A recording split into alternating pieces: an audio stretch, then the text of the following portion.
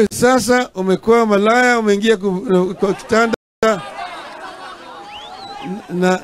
na serikali. Wewe sasa hufai hata uwe kiongozi wa wafanyikazi.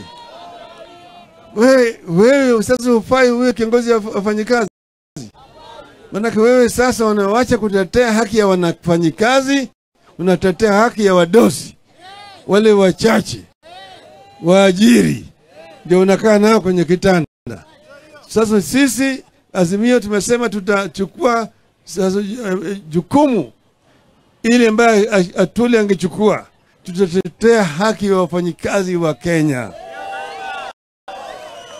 wale watu wadogo ambao walisema wale mahasra, mama mboga, jua kali, boda boda na kadhalika.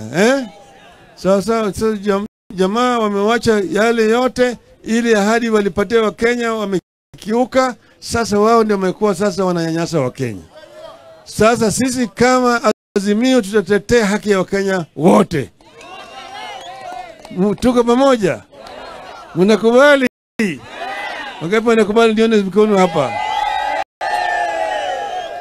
Nimeleta salamu kutoka kwa Mheshimiwa Kalonzo Musyoka, mnapokea? Martha Karua, mnapokea? Bwana Wajackoya, mnapokea? Bwana Paranya, mnapokea? Bwana Mwangi wa Iria, mnapokea? Bwana Jeremiah Kioni, mnapokea? Gavana Nderitu Muridhi, mnapokea?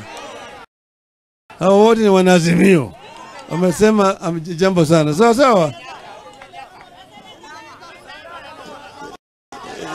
Yes, hiyo nilikwenda kuja hapo.